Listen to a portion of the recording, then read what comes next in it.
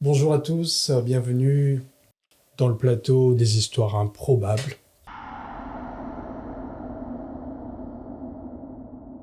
Aujourd'hui, nous recevons Ricardo qui va nous raconter son histoire. Bonjour Ricardo. Bonjour Lionel. Alors bienvenue sur ce plateau des histoires improbables. C'est-à-dire qu'il y a des histoires qui vont être racontées ici qu'on ne connaissait pas il y a 5 minutes.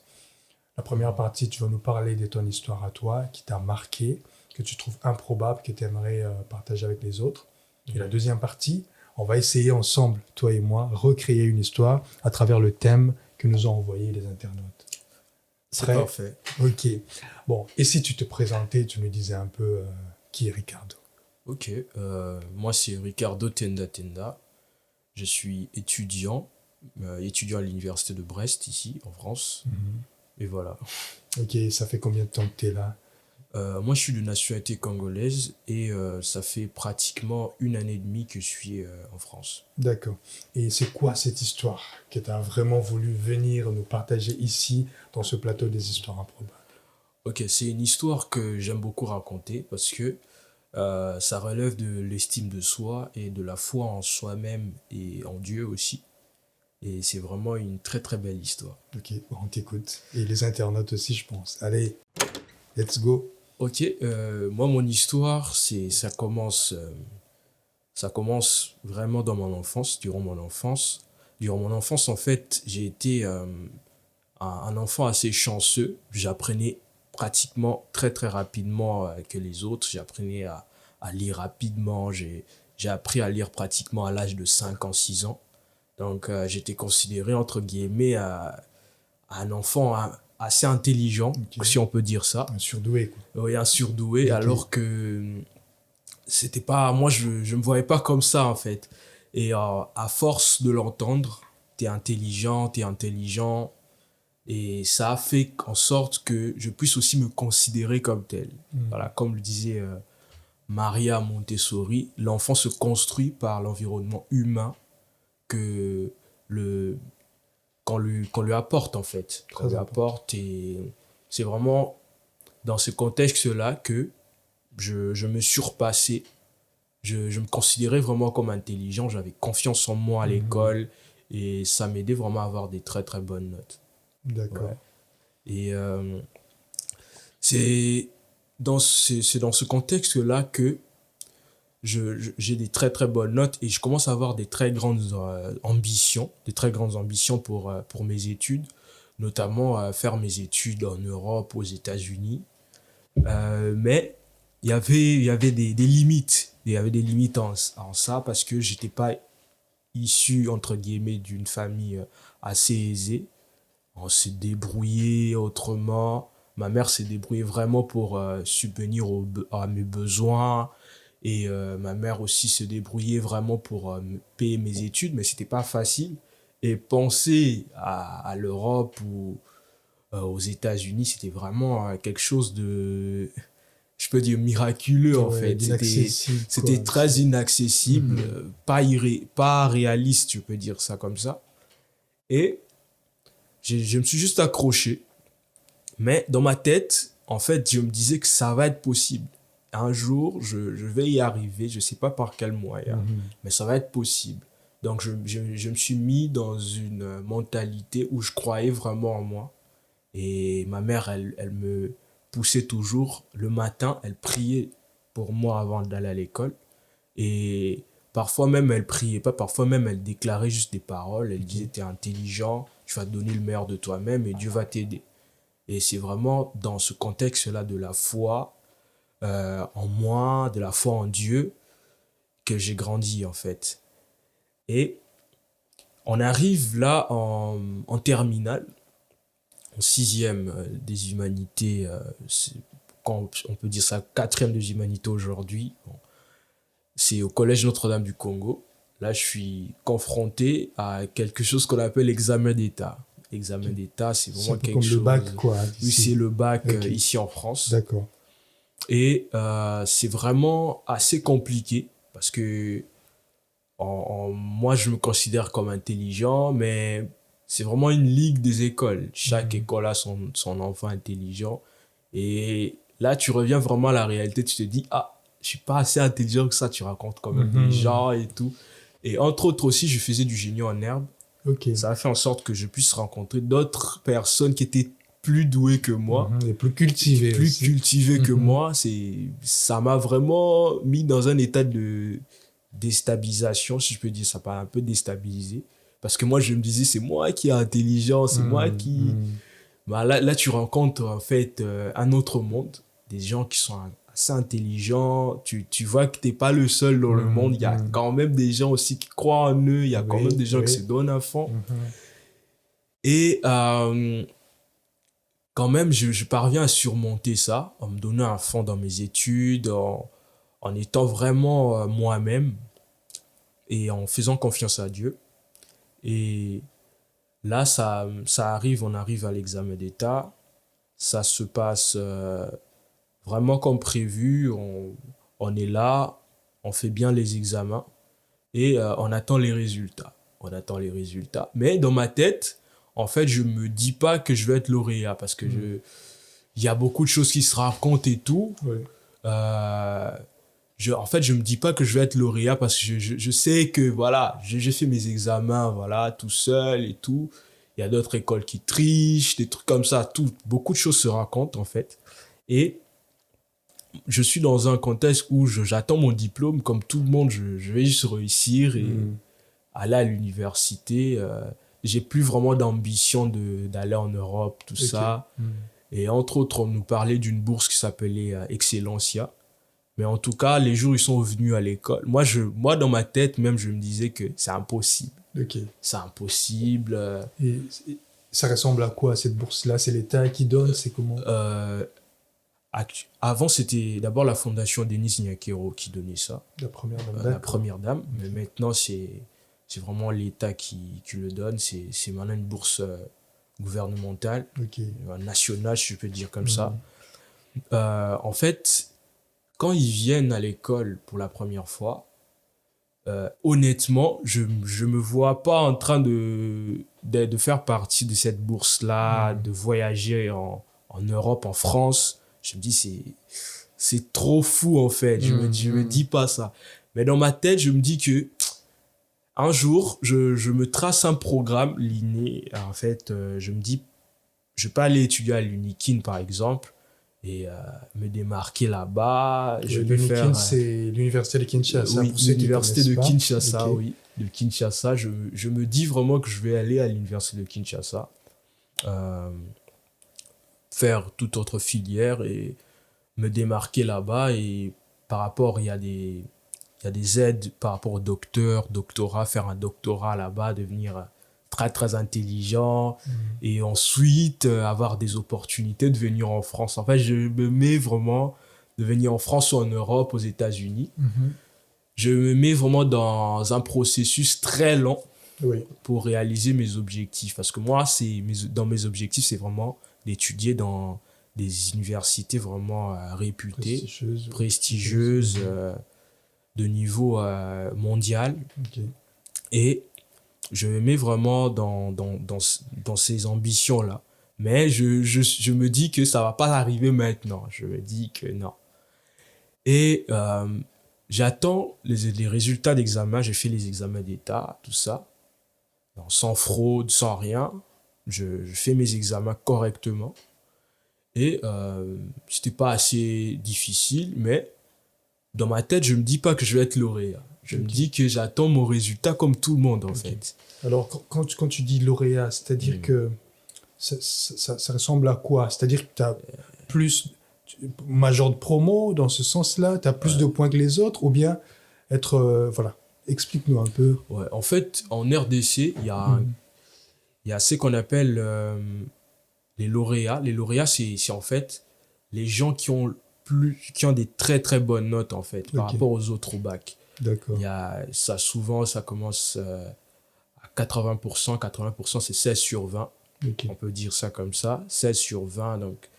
Et si tu es considéré vraiment intelligent parce que parmi les écoles, tu es la lumière de toutes ces écoles-là. Il y a des districts et tout. Et tu es la lumière de tous ces districts-là. D'accord. Et Et donc, toi, tu pensais pas, quoi, être non, je parmi pensais ceux-là. pas, honnêtement, je pensais pas parce que c'était vraiment compliqué. C'était vraiment compliqué. Euh, je me disais il y a beaucoup d'autres personnes plus intelligentes que moi, tout Mhm. ça. Mhm. Mais j'avais quand même une lueur d'espoir, en fait. J'avais quand même une lueur d'espoir. Et dans cette attente-là, je fais un rêve. Je fais Ok. un rêve.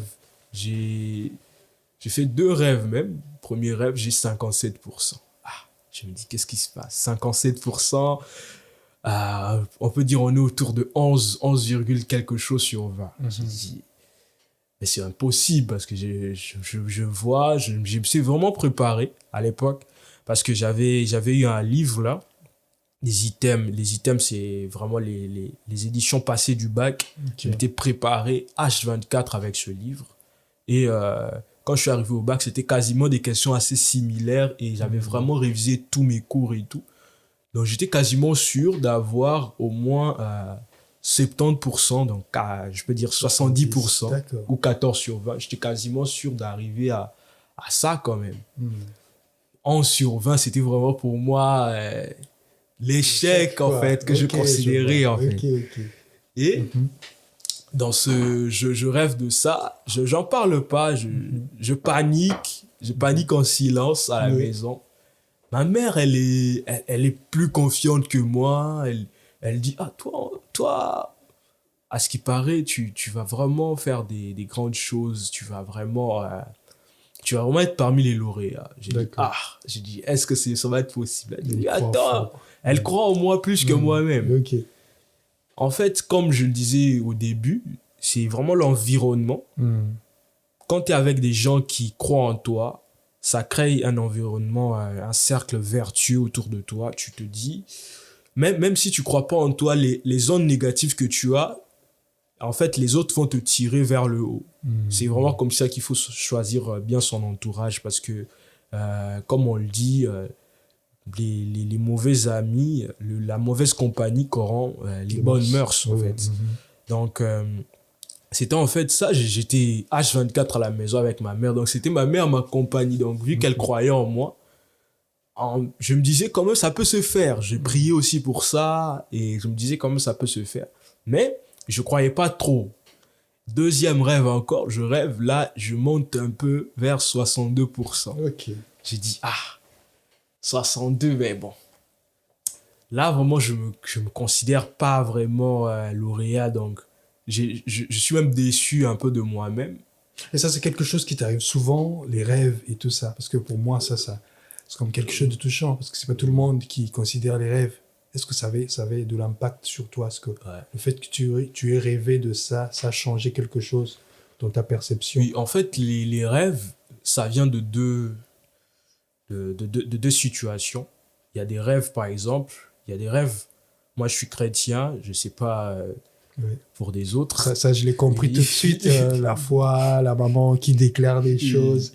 Ok. oui, donc, chez les chrétiens, les rêves, c'est vraiment quelque chose, c'est des prédictions. Mhm. C'est des prédictions, par exemple, qu'on peut voir avec Daniel et les autres. C'est des prédictions. Mais psychologiquement aussi, vu que je suis un intellectuel, il y a des rêves aussi qui ne sont pas des prédictions. Il y a des Mhm. rêves qui sont issus de la peur. Tu as Mhm. peur de quelque chose. Oui. Là même, la Bible le dit en fait. C'est que tu as peur, c'est ce qui va t'arriver. Si tu Mhm. penses trop à ça, Oui. tu vas rêver de ça en fait. Après, ça peut être la somme aussi de tout ce que tu as fait pendant la journée ou de Voilà. l'imagination. Vu que ça me traversait un peu l'esprit, ça Mhm. me prenait un peu ma tranquillité. Vu que Mhm. j'étais toujours en train de penser à ça, imagine que j'ai 50%, c'est la honte. Mhm. J'ai jamais eu des pourcentages aussi bas de toute ma vie. Ok. C'est compliqué en fait. C'est là que les rêves, ces mauvais rêves-là entrent Mhm. en jeu. Oui. Donc, je me dis en fait, que bon, 62% quand même, ça peut le faire. Mhm. C'est 12 sur 20 quoi. Bon.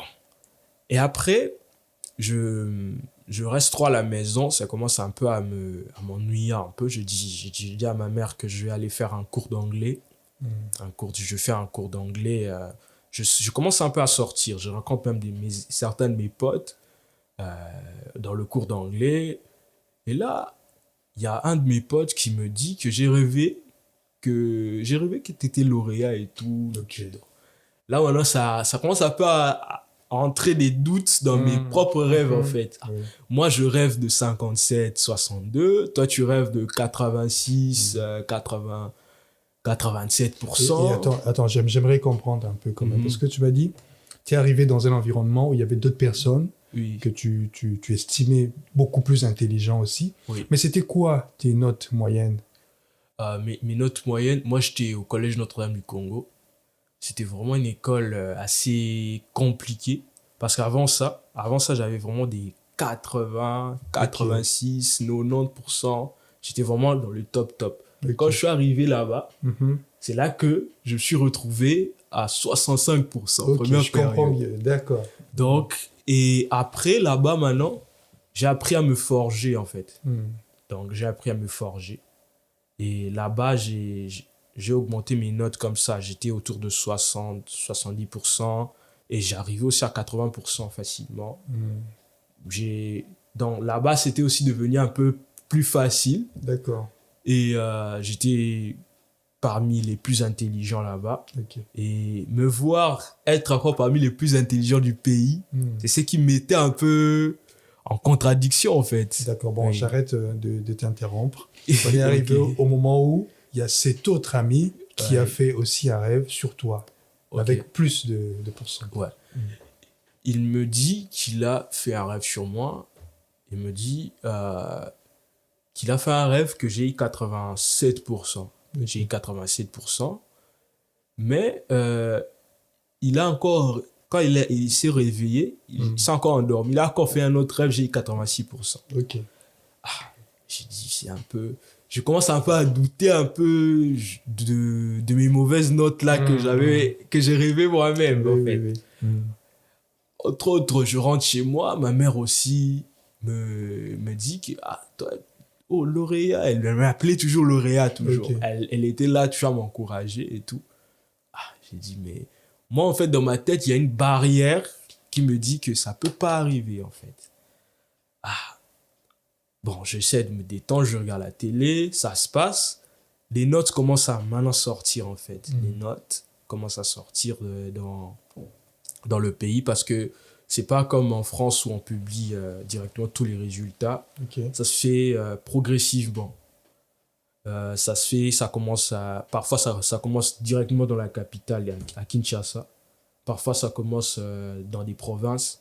Donc, c'était vraiment improbable, en fait. Mhm. Mhm. Et ça avait pris trop de temps, parce que ça avait pris quand même 2 mois. On savait rien, on avait fait les examens, on savait rien.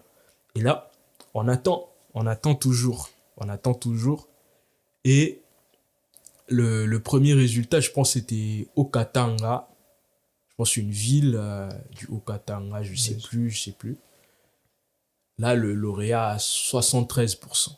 Le D'accord. lauréat de la La province, province. et on publie les résultats là-bas, tout ça, les gens sont contents là-bas, mais nous, on attend toujours. Mhm. Ensuite, c'est le Congo central. D'accord. On publie au Congo central, on attend toujours le lauréat, je pense qu'il a 80%, un truc comme ça. Mais en tout cas, aucun 86%. J'ai dit, est-ce que ça va se faire ou pas? Et on publie beaucoup de provinces, beaucoup trop. Et nous, on était vraiment parmi les derniers qui restaient, en fait. Donc, on ne savait pas. Et ils publient. Et un jour, ils annoncent qu'on va publier pour vous demain. Demain, quoi. Mhm. On attend demain. Maintenant, on était en attente et tout. Moi, j'étais là, j'ai fait ma prière. Je disais à Dieu, ce qui doit se faire, doit se faire. Parce que Ok. moi, j'étais en fait stressé par cette situation parce que je savais pas est-ce que mes mauvais rêves qui vont se réaliser, Mhm. ou est-ce que c'est les rêves de l'ami qui va se réaliser, ou c'est les dires de ma mère qui vont se réaliser. Et ça se passe comme ça toute la journée. Il y a rien, en fait. On arrive vers 17h. Vers 17h, je pense que j'étais en train de dormir, un truc comme ça. Je dors et je vois qu'on a publié les résultats. On a publié les résultats. Et avant même de publier les résultats, avant que je puisse commencer à dormir, je vois qu'on a publié les lauréats. Parce qu'on publie d'abord les lauréats en premier. D'accord. Moi, je ne savais pas ça. On publie les lauréats en premier, une liste. Et je vois lauréat Lukunga. Lukunga, c'est genre...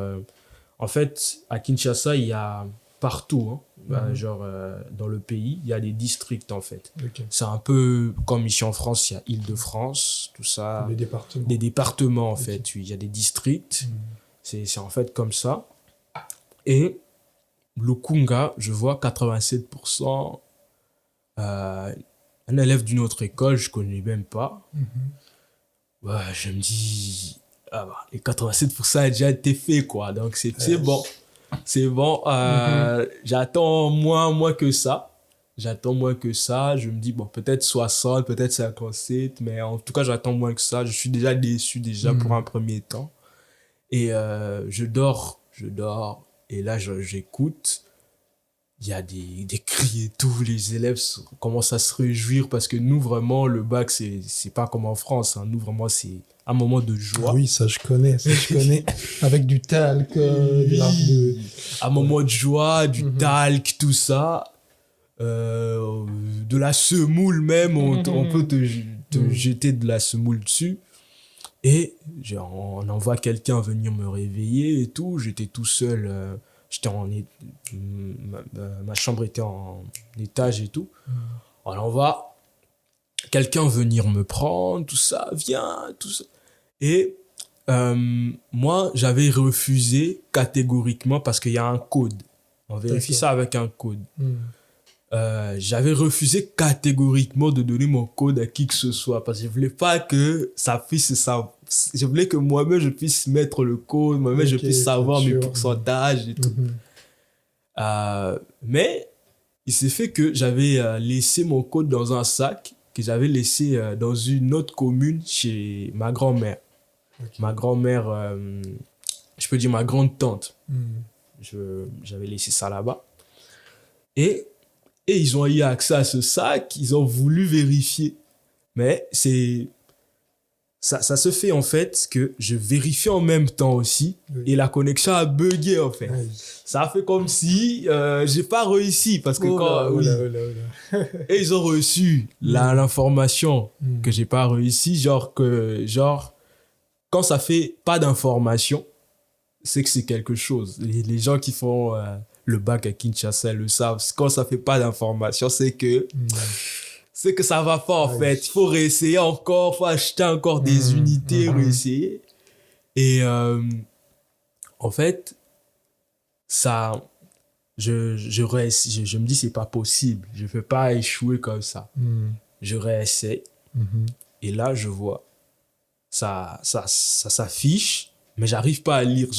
Ça s'affiche et puis ça fait la notification et puis ça passe. Je vois seulement mon nom et tout. Je suis déjà dans le mindset que j'ai réussi. Oui, j'ai vu mon nom quand même. C'est bon, d'accord. C'est bon, j'ai vu mon nom. Et là, j'essaie de rentrer. Le téléphone fait des bugs et tout.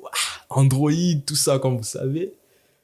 Et j'essaie d'entrer dans le message. J'entre comme ça. Et j'ai 86%. Là, je vois... Là, en fait, je me dis, c'est un rêve ou... Parce que j'arrive plus à me contrôler. Attends. Le rêve de ton ami, c'était combien? C'était 87. D'accord. Premièrement. Oui. Il s'est réveillé. Ensuite, c'était 86. Donc, exactement. Quoi. Exactement, ouais. Ça, c'est improbable. Improbable, ouais. Okay. C'est vraiment ça. J'étais vraiment... J'étais vraiment... Le souffle était coupé. J'étais vraiment... En fait, waouh, j'ai réussi 86%. Et je viens... Déjà, j'avais dit que si j'avais dit aux autres, à tout le monde, si j'ai moins de 80%, je ne vais pas me réjouir. Je vais être reconnaissant à Dieu parce qu'il m'a donné 70% ou 60% ou 50%. J'ai réussi quand même, mais je ne vais pas me réjouir. Mais quand je suis entré en me réjouissant, tout le monde savait que j'ai 80 ou quelques. Donc, tout le monde m'a accueilli autour. On m'a versé, il n'y avait pas de poudre déjà. On m'a versé, je pense, du foufou, un truc comme ça. Et on m'a demandé, j'ai dit De la farine de 86. manioc, hein. Ouais. Pas du foufou déjà fait, quoi. Non, pas du foufou déjà fait, farine. Et j'étais en joie et tout. Et je suis même allé chez ma grande tante qui était là-bas. Elle aussi, elle m'a appelé. Qu'est-ce qui se passe? On a essayé de faire le code, ça fait pas d'informations, tout ça. J'ai dit non, j'ai réussi et tout. Ils étaient contents, ils ont envoyé des gens venus me prendre parce que je suis vraiment proche d'elle aussi. C'est comme une seconde maman aussi. J'ai un peu eu, durant mon enfance, j'ai vraiment eu de l'affection pour elle parce que ma mère me laissait souvent avec elle. Quelqu'un de très positif aussi, qui me donnait trop de conseils quand j'étais gamin, tout ça. Et j'arrive chez elle et tout, c'est la joie, c'est vraiment quelque chose de extraordinaire.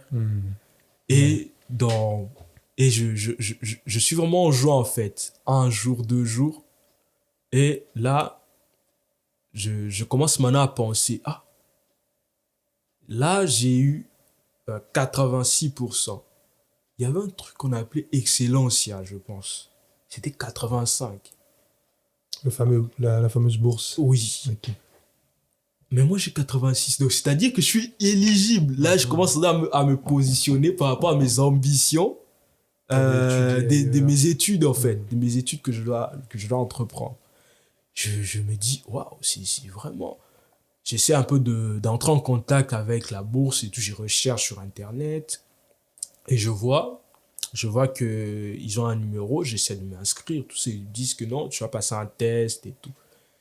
J'ai dit, oh là là, encore des tests encore. J'ai dit, je viens d'abord de passer par un moment compliqué, encore des tests.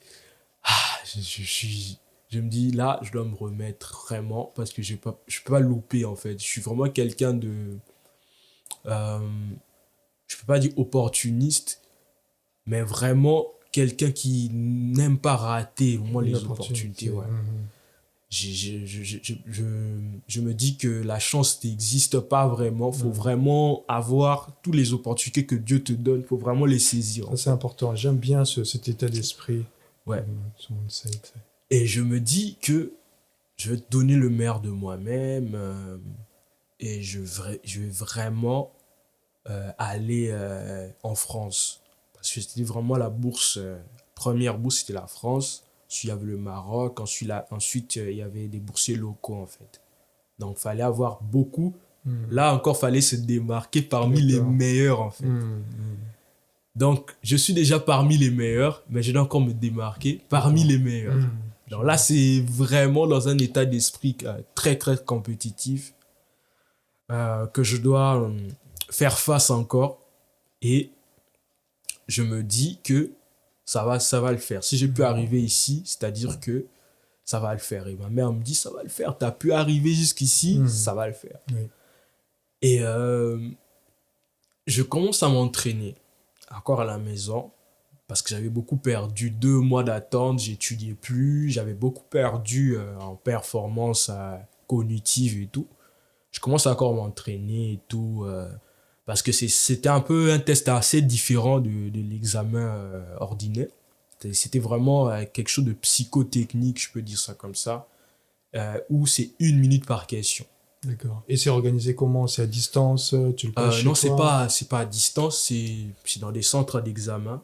Par Vous exemple, réunissez tous, quoi. Ouais. Ok. C'est dans des centres d'examen non connus à l'avance.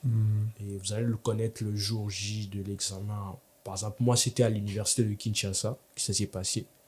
Le test, c'est 85%. Moi, j'ai fait 86.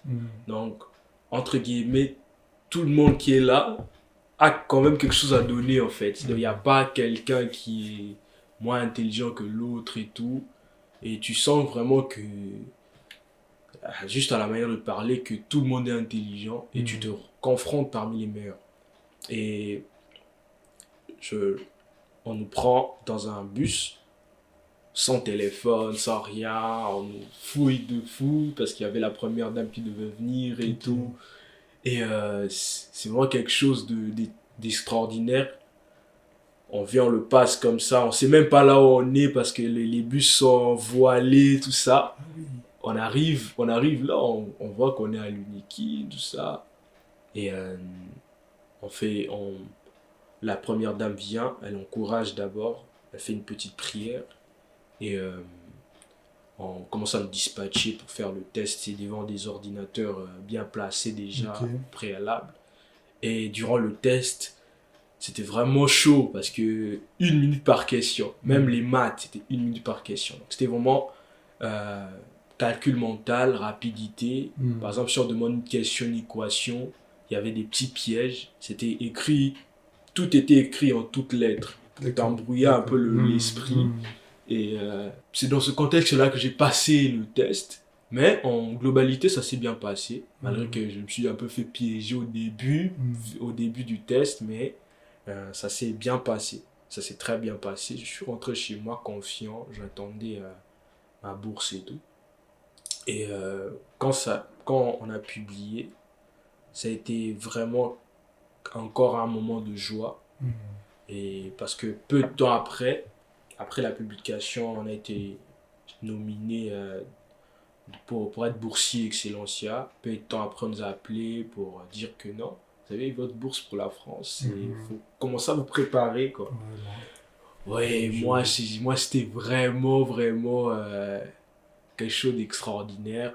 Je me suis dit, en fait, je me réveillais d'un rêve, en fait. C'était vraiment un rêve pour moi de venir en France, dans un pays très développé pour continuer mes études dans une université au gradé prestigieuse et tout. Et c'est là que j'ai fait mes démarches et tout. Ça a pris quelques mois. Et ensuite, je suis venu en France comme ça. Je suis venu en France. C'était une expérience unique pour moi, que beaucoup croyaient impossible. Parce que moi, quand j'étais au lycée, comme je peux dire ça comme ça, en fait, on nous disait, au lycée, bon, j'étais dans un collège, mais ici on appelle ça lycée, en fait. Donc, c'est un peu compliqué à expliquer, mais quand j'étais en terminale, on demandait à tout le monde, ah, toi tu veux faire quelle université? Unikim. Toi tu veux faire quelle université ça? Moi, je me disais dans ma tête, je vais aller faire Unikim. Mais je sais pas, ce jour-là, j'avais sorti, non, moi je vais aller étudier en Europe et tout. J'ai sorti ça, tout le monde se moquait un peu de moi, parce qu'on savait un peu la situation et tout. Et aujourd'hui, t'es là. Et aujourd'hui, je suis là. C'est vraiment quelque chose. En fait, cette histoire, la morale de cette histoire qui est totalement vraie, c'est vraiment l'entourage, l'environnement. Ça te crée en fait. Mais ça te crée dans ton mental. Ton mental aussi doit être préparé par rapport à ça. Tu dois vraiment croire en toi-même, croire en tes rêves, parce que rien n'est impossible en fait. Tout peut être possible en un jour. Merci Ricardo pour cette belle histoire qui est très inspirante. Et voilà, je lance également le message à tous les parents, parce que c'est important d'encourager, de croire en vos enfants. C'est ce qui fera qu'en eux, ils puissent développer cette confiance en soi et qu'ils puissent vraiment croire en eux. Ouais. Merci beaucoup. Et voilà, j'ai pas oublié la deuxième partie. Tu vois, ici, on a un petit bol. Il y a des petites feuilles à l'intérieur. En fait, c'est les internautes. J'avais lancé un petit appel pour que les gens puissent nous envoyer des thèmes. Et du coup, ils nous ont envoyé des thèmes et on va essayer d'improviser une histoire. Là, c'était une histoire réelle. Là, ça va être une histoire improbable, mais improvisée. Ok, c'est à moi maintenant de raconter. C'est à nous deux. Ah, ok. Tu vas commencer par exemple, moi je vais dire, bon, il était une fois une tasse dans laquelle il y avait ceci ou cela et moi je prends et ça sera en relais. C'est vraiment juste un jeu. Je te laisse l'honneur de piocher dedans une carte au hasard. Ok. Ok. Alors, c'est quoi le thème? C'est les 3 coqs. Les 3 coqs. Ok. Voilà. Les 3 coqs. Bon. Les 3 coqs qui nous a été envoyé par Léna depuis Brest. Ok, bon, merci. Alors, on commence. C'est l'histoire de trois coqs. Il était une fois trois coqs. Trois coqs qui vivaient dans une basse-cour. Et qui ne savait pas chanter. Ok. Les coqs ne savaient pas chanter, mais ils savaient miauler. Quelque chose qui n'arrive pas, alors qu'on sait que miauler était réservé pour les chats. Mais ces coqs-là miaulaient. Et pas très loin, il y avait des chats qui chantaient. Et du coup, les chats aimaient le son, le miaulement des coqs, et les coqs aimaient les chants. Et ils se sont dit, bon, mais nous trouvons qu'il y a un peu incompatibilité. C'est comme si, parce que vous voyez un peu, imaginez un coq qui miaule. Ça serait un truc... Et puis un chat qui chante. Alors, c'était pas très bien. Et puis, les gens n'arrivaient même pas à se réveiller le matin. Parce que tellement le miaulement les permettait pas à avoir du peps, à sortir de leur lit. Et du coup, ils devaient aller trouver une solution.